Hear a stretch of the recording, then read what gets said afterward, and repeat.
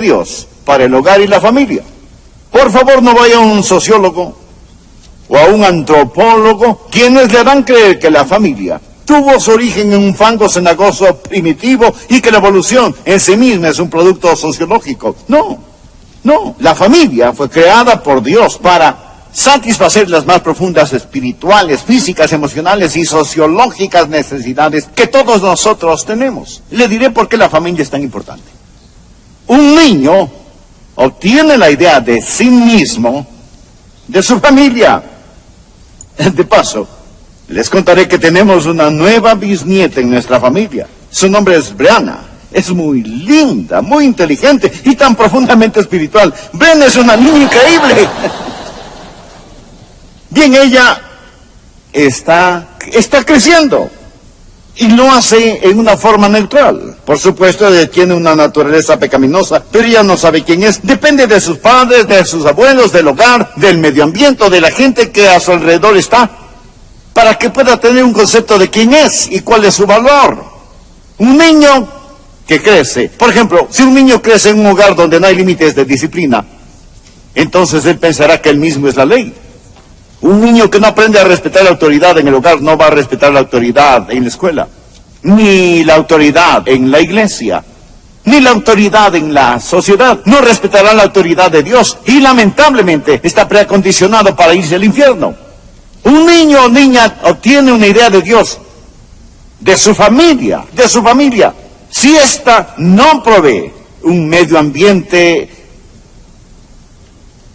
de amor, perdón, misericordia y gracia, es mucho más difícil que comprenda esos conceptos en Dios. Es por ello que desde los abismos del infierno se ha declarado una guerra total contra la familia, no solo contra otras familias, sino su familia. Hay tanta gente viviendo en unión libre, sin el beneficio de un matrimonio, el cohabitar.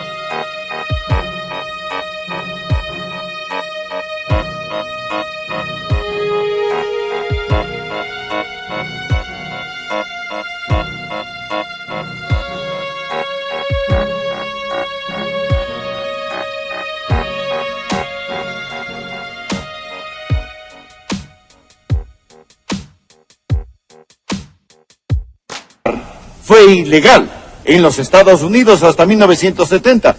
Sin embargo, escúcheme, el cohabitar se ha aumentado, ¿está listo?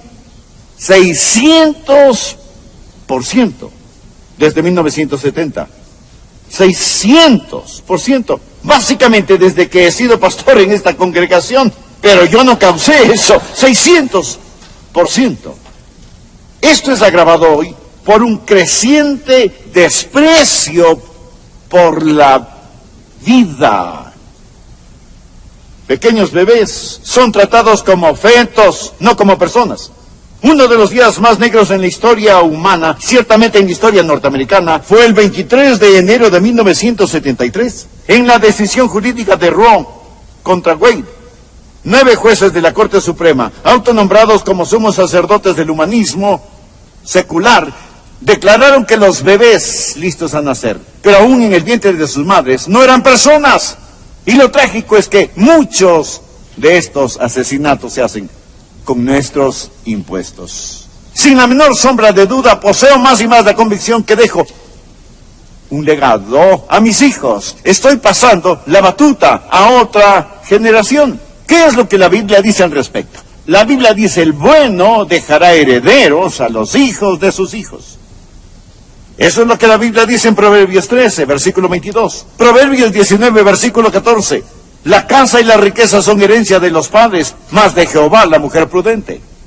Pero no solo habla de dinero y de casas. En Proverbios 27 leemos, camina en su integridad el justo. Sus hijos son dichosos después de él. Amigo, ¿qué dirá de usted su esposa? ¿Qué es lo que sus hijos van a recordar acerca de usted? Por ello, debe existir el primer principio, que es el principio de la prioridad. Principio de la prioridad.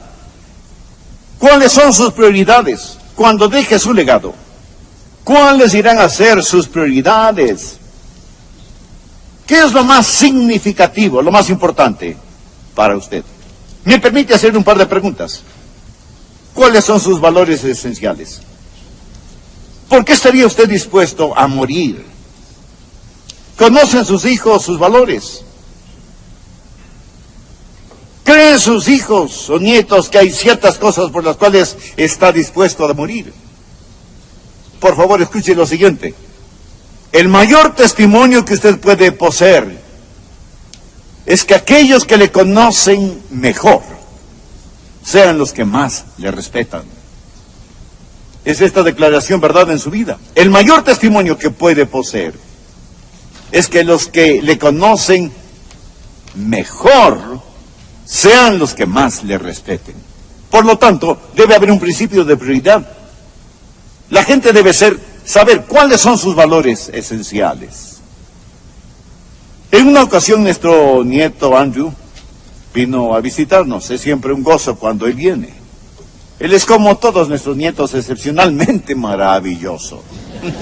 Andrew en ese entonces tenía 4 años. Yo estaba en mi estudio realmente ocupado y medio.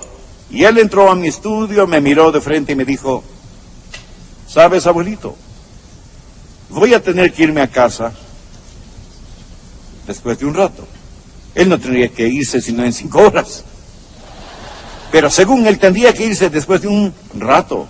Y luego añadió, abuelo, si es que vamos a jugar juntos, no tenemos mucho tiempo. Miré a mi nieto, miré mi escritorio, dejé mi lápiz, dejé lo que estaba haciendo, salimos al jardín, jugamos y después vimos a ver Pinocho. Escúcheme, debe haber un principio de la prioridad. ¿Cuáles son sus valores esenciales? ¿Por qué estaría usted dispuesto a morir? Ahora, enganchando a este principio de la prioridad, el segundo principio, es el principio del propósito. Del propósito. Verá, si usted tiene una prioridad y no la acopla a su vida con un propósito, su prioridad verdaderamente no contará para nada. Deuteronomio capítulo 6, versículo 1 dice, estos pues son los mandamientos, estatutos y decretos que Jehová, vuestro Dios, mandó que os enseñase, para que los pongáis por obra en la tierra a la cual pasáis vosotros para tomarla. En este tiempo particular en las Escrituras, el pueblo de Israel se dirigía hacia la tierra de Canaán, y esta es la palabra de Dios para ellos. Leamos el versículo 2, para que temas a Jehová tu Dios, guardando todos sus estatutos y sus mandamientos que yo te mando, tú, tu hijo y el hijo de tu hijo, todos los días de tu vida, para que tus días sean prolongados. Pregunta, hablemos acerca de su propósito. ¿Tiene alguna meta en la vida para usted mismo? ¿Tiene algunos deseos para sus hijos? ¿Cuáles son los deseos que tiene para ellos? Usted dice, bueno, yo oro por mis hijos, pero ¿por qué ora por sus hijos? ¿Ora por la salud de ellos? ¿Ora por el bienestar de ellos? ¿Ora para que ellos sean famosos y puedan tener una vida fácil? ¿Cuántos podrían orar y decir, Dios, qué bendición sería si llamaras a mi hijo al ministerio? Si llamaras a mi hijo o a mi hija al campo misionero. Algunos piensan que eso sería una pérdida colosal. Pero la Biblia dice que los hijos son como flechas en las manos del guerrero. ¿Cuál es su ambición para sus hijos? Quiero unirme al apóstol Juan, quien dijo en 3 de Juan 1:4, no tengo yo mayor gozo que este, el oír que mis hijos andan en la verdad. Se lo he dicho al Señor muchas veces, no me interesa demasiado si mis hijos son ricos y exitosos. Solo quiero que te conozcan y te amen. Mi esposa y yo tenemos metas para nosotros. Tenemos deseos para nuestros hijos. Nunca fije metas para sus hijos. Nunca. Nunca fije metas para otros. Porque usted no puede controlarlos. Se frustrará. Tiene metas para usted mismo y deseos para otras personas. Yo deseo hijos piadosos. Yo seré un padre piadoso. Puedo hacer eso. No tengo que depender de nadie más. Por la gracia de Dios puedo ser un padre piadoso. Tengo metas para mí mismo. Tengo deseos para mis hijos. Hay un principio de propósito. Oh Dios, que mis hijos puedan conocerte y amarte. Esta es mi meta, mi deseo. Si llegan a tener riquezas y buena salud, bien. Si pueden ser felices, bien. Si son famosos, bien. Pero, oh Señor, yo deseo que ellos te conozcan y te amen. Lo deseo con todo mi corazón. Veamos el tercer principio. Hablamos de cómo dejar un legado. Y el siguiente es el principio de persuasión. Principio de persuasión porque debe persuadir a sus hijos si es que va a dejar un legado. Deuteronomio 6:6 dice, y estas palabras que yo te mando hoy estarán sobre tu corazón y las repetirás a tus hijos y hablarás de ellas estando en tu casa y andando por el camino y al acostarte y cuando te levantes, y las atarás como una señal en tu mano y estarán como frontales entre tus ojos y las escribirás en los postes de tu casa y en tus puertas. Verá, usted comienza enseñando a sus hijos, aún antes de que nazcan. Usted los entrega al Señor y le dice, oh Dios, quiero que uses a mis hijos. Eso es persuasión. Usted tiene que hacer esto, dependiendo del Espíritu Santo. Déjeme leer algo que un padre escribió. Lo he copiado textualmente, porque no quiero que pierdan ninguna palabra. Hablamos de persuasión. ¿Y por qué usted necesita orar? ¿Y por qué usted necesita del Espíritu Santo? Un padre escribió, te di la vida, pero no puedo vivirla por ti. Te puedo enseñar cosas, pero no puedo hacer que las aprendas. Puedo darte direcciones, pero no puedo estar ahí para guiarte. Puedo compartir metas sublimes, pero no alcanzarlas por ti.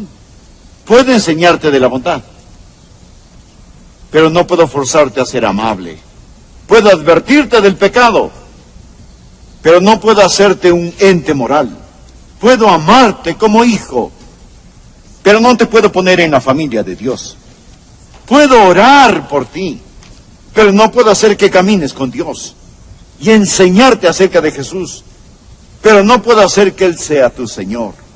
Puedo decirte cómo vivir, pero no puedo darte la vida eterna. Todo esto son tus opciones. Por eso dije que debe tener deseos para sus hijos. Y tener metas para usted mismo. Sus metas son todas las cosas que ese padre dijo que quería hacer. Pero hay un principio de persuasión. Es lo mismo que predicar. Antes de venir a predicar, me recuerdo a mí mismo y se lo digo al Señor, oh Dios, dependo de ti para que lo que yo diga sea verdad. Pero tú, Señor, tendrás que enseñar a las personas. Tú tendrás que abrir sus corazones. Y eso es verdad con cualquier mensaje que escuche. Si el mensaje es de Dios, usted no está tratando conmigo, está tratando con Dios. Si el mensaje no es de Dios, ¿qué es lo que estoy haciendo aquí predicando? Bien, continuamos con el siguiente punto.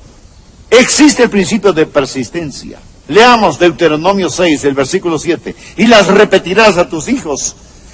Y hablarás de ellas estando en tu casa, y andando por el camino, y al acostarte, y cuando te levantes, día tras día, al empezar el día y al terminar el día. De semana en semana, año tras año. En todo tiempo, línea sobre línea. Un poquito aquí, otro poquito allá. Algunas veces pensará que ha fracasado. Algunas veces dirá, querido Dios, ¿en qué me equivoqué? Le diré algo. ¿Por qué habrá puesto Dios a los adolescentes y a los de edad media juntos? A veces digo que La razón por la que los nietos aman a los abuelos es porque ambos tienen el mismo enemigo.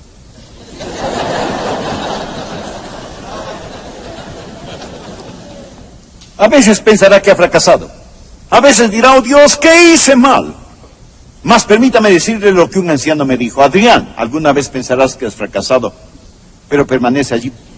Mantente siendo fiel y nunca te rindas. Tu Padre Celestial no te da por perdido y tú nunca debes abandonar a ese hijo tan especial. Y antes de que se nos acabe el tiempo, veamos el último punto. El último principio es el principio de la posesión. Ahora anotemos en Deuteronomio capítulo 6, versículo 18. Desde el versículo 18. Y haz lo recto y bueno ante los ojos de Jehová, para que te vaya bien, y entres y poseas la buena tierra. Por favor, subraye la frase, poseas la buena tierra. Poseas la buena tierra que Jehová juró a tus padres, para que le arroje a tus enemigos de delante de ti, como Jehová ha dicho. Mañana cuando te preguntare tu hijo diciendo, ¿qué significan los testimonios y estatutos y decretos que Jehová nuestro Dios os mandó?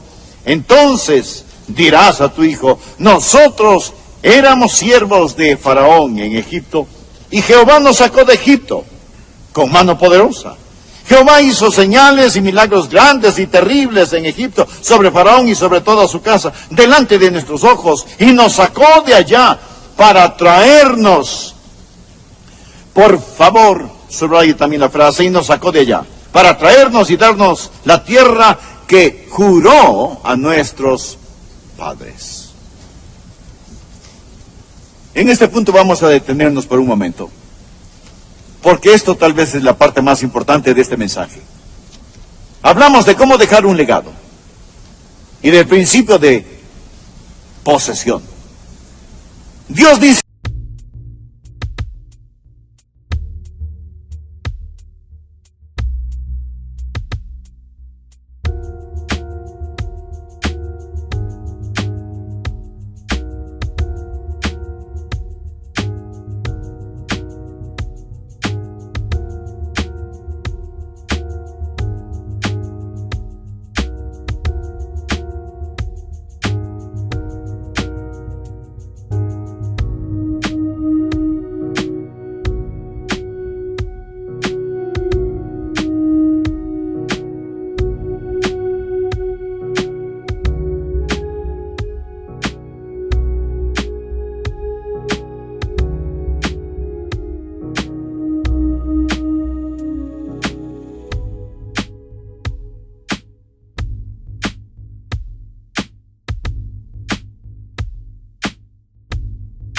te voy a dar una tierra, y cuando vayas a ella, tus hijos preguntarán: Padre, ¿por qué mantenemos estas leyes? ¿Por qué mantenemos estas ordenanzas? De lo que está hablando aquí primordialmente es acerca de la Pascua. Usted puede leer esta historia en Éxodo capítulos 12 y 13. Dios sacó al pueblo de Israel fuera de la tierra de Egipto, la cual representa el mundo, la carne y el demonio. Él guió por el desierto a la tierra de Canaán. La Biblia dice que todo esto les sucedió a ellos para que sean ejemplo para nosotros. Esto es una historia. Es historia verídica, pero es algo más que historia. Es una de las más profundas lecciones espirituales que debemos aprender. Por ejemplo, el Cordero Pascual, ¿qué representa? Representa a Jesucristo, nuestra Pascua, sacrificado por nosotros. Así que cuando ellos pusieron la sangre del Cordero en los postes de las puertas de las casas, cuando comieron el Cordero asado, cuando salieron de fuera de Egipto, los esclavos fueron liberados. Este fue un cuadro de la redención por medio de la sangre, pero tuvieron que cruzar el desierto. Permítame preguntarle. Usted verá que esto sucede muchas veces. Como pastor lo he visto que sucede muy a menudo. ¿Cómo es que el diablo atrapa a los hijos de nuestras mejores familias? Y no diga que esto no sucede, porque sí sucede en nuestras mejores familias. Hablo de personas verdaderamente salvas, que cantan en el coro, que sirven en el diaconado, que son maestros de la escuela dominical, que saben diezmar, que viven una buena vida moderada, que están disponibles cuando se les necesita, sin embargo el diablo atrapa a sus hijos. ¿Cómo es que el secuestrador atrapa a los hijos de las mejores familias de la iglesia? ¿Cómo sucede eso? Bueno, la clave está en este pasaje sobre el cual estamos hablando. Dios dice que hay un principio de posesión. Miremos otra vez, versículo 20. Mañana cuando te preguntare tu hijo diciendo, ¿qué significa los testimonios y estatutos y decretos que Jehová nuestro Dios os mandó?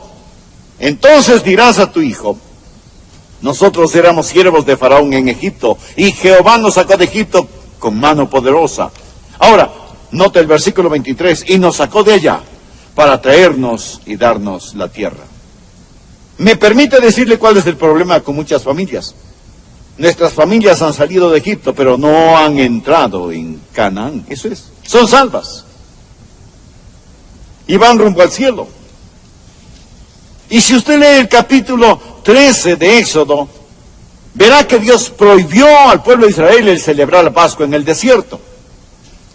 Ellos debían celebrar la Pascua en la tierra de Canaán. Dios los sacó, no para que permanecieran en el desierto, sino para traerlos a la tierra prometida. Sus hijos lo ven a usted victorioso, ven la realidad. Hay el principio de posesión.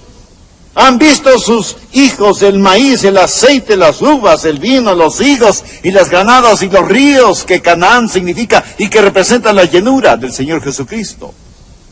¿O solo escuchan sermones sobre eso los domingos? Creo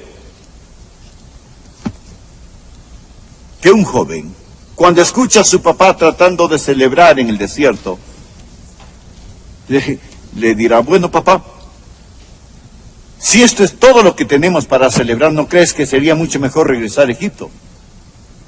Ellos habían salido, pero él quería regresar. Usted va a dejar un legado, usted va a dejar una herencia, y es mejor que haya una prioridad. Es mejor que usted vea las cosas más importantes, aparte de su relación con Dios. Es su familia. Es mejor que haya un propósito y que haya una persuasión. Y es mejor que haya una persistencia. Escúcheme, apreciado amigo, es mejor que haya posesión. Dios los sacó de su esclavitud, de su pena y oscuridad, a la gloriosa tierra de abundancia y de la luz. Lo mejor que podemos hacer como padres de familia que somos salvos es orar. Decir, oh Dios, enséñame cómo caminar en victoria. Sácame de este desierto. Quiero tener la llenura de tu espíritu, viviendo victoriosamente. Uno de estos días, mis hijos estarán ante mi ataúd.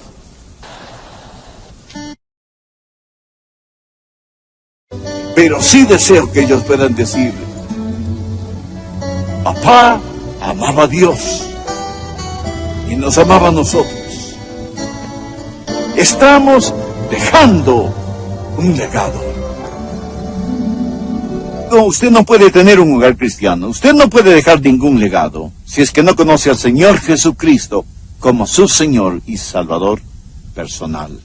Jesús murió para salvarle, resucitó para salvarle, vive para salvarle, quiere salvarle. Le prometo, basado en la autoridad de la palabra de Dios, que si usted se lo pide, le salvará. Eso significa que todos sus pecados serán perdonados, enterrados en la tumba del olvido de Dios, que Dios, por medio de su Santo Espíritu, vendrá a vivir en su corazón y le dará vida, paz, poder, propósito, como usted nunca ha conocido. También significa que, gracias a Dios, cuando usted muera, o cuando Él venga de nuevo, le llevará a su hogar el cielo, para que esté con Él. El cielo es real. Estamos en la tierra un instante. La eternidad es para siempre. ¿Conoce usted a Jesús? ¿Le gustaría conocerle? La Biblia dice, porque todo aquel que invocare el